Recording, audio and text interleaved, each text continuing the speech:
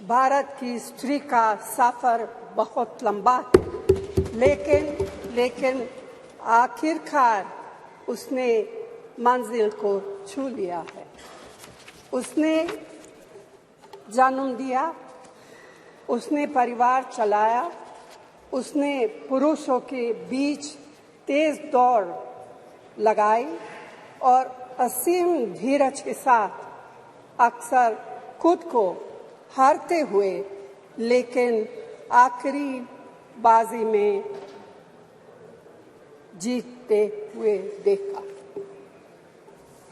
भारत की स्त्री के हृदय में महासागर जैसा धीरज है।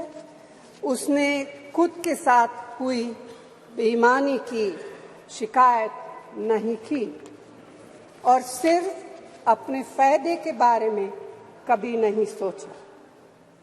उसने नदियों की तरह सबकी भलाई के लिए काम किया है और मुश्किल वक्त में हिमालय की तरह अडिग रही। स्त्री के धैर्य का अंदाज लगाना नामुमकिन है। वह आराम को नहीं पहचानती और तक जाना भी नहीं जानती।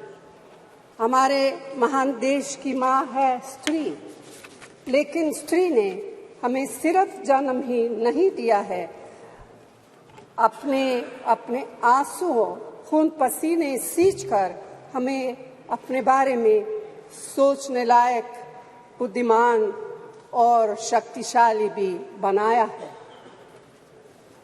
अध्यक्ष महोदय, स्त्री का मेहनत, स्त्री का गरिमा और स्त्री के त्याग की पहचान करके ही हम लोग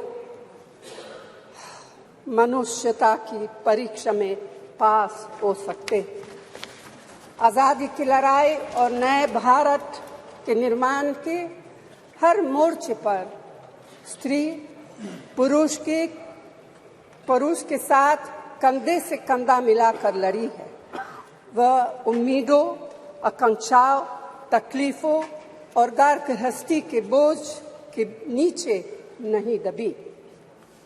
सरोजिनी नायडू, सुचेता कृपलानी, अरुणा असफ अली, विजयलक्ष्मी पंडित, राजकुमारी अमृत कौर और उनके साथ तमाम लाखों महिलाएं से लेकर आज की तारीख तक स्त्री ने कठिन समय में हर बार महात्मा गांधी, पंडित जवाहरलाल नेहरू, सरदार पटेल, बाबा साहब अम्बेडकर और मौलाना आजाद के सपनों को जमीन पर उतार कर दिखाया है। इंदिरा गांधी जी का व्यक्तित्व इस सिलसिले में एक बहुत ही रोशन और जिंदा मिसाल है। अध्यक्ष महोदय, खुद मेरी जिंदगी का यह बहुत मार्मिक क्षण है। पहली दफा स्थानीय निकायों में स्त्री की भागीदारी तय करने वाला संविधान संशोधन मेरे जीवन साथी राजीव गांधी जी ही लाए थे। उन्होंने लाए थे जो राज्यसभा में 7 वोटों से गिर गया था। बाद में प्रधानमंत्री पीवी नरसिम्हा राव जी के नेतृत्व में कांग्रेस सरकार ने ही उसे पारित कराया। आज उसी का नतीजा है कि देश भर के स्थानीय निकायों के जरिए हमारे पास 15 लाख चुनी हुई महिला नेता है। राजीव गांधी जी का सपना अभी तक आधा ही पूरा हुआ है। इस बिल के पारित होने के साथ ही वह पूरा होगा। अध्यक्ष महोदय, कांग्रेस पार्टी इस बिल का समर्थन करती है। हमें इस बिल के पास होने से खुशी है, मगर इसके साथ साथ एक चिंता भी है। मैं एक सवाल पूछना चाहती हूँ। पिछले 13 वर्षों से भारतीय स्त्रियां अपनी राजनीतिक जिम्मेदारी का इंतजार कर रही हैं और अब उन्हें कुछ वर्ष और इंतजार करने के लिए कहा जा रहा है। कितने वर्ष?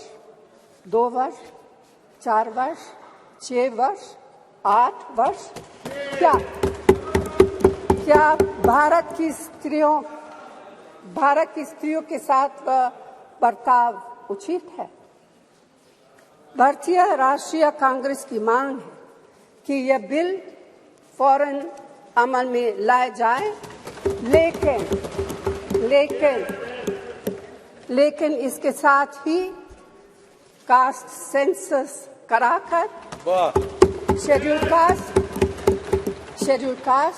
शेड्यूल ट्राइब, ओबीसीज की महिलाओं के आरक्षण की व्यवस्था की भी जाए।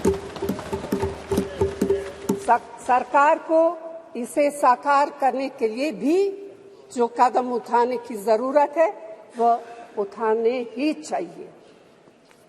अध्यक्ष महोदय, स्त्रियों के योगदान की स्वीकार करने और उसके प्रति आभार व्यक्त करना का यह सबसे उचित समय। इस बिल को लागू करने में और देरी करना भारत की स्त्रियों के साथ घोर नाइंसाफी है।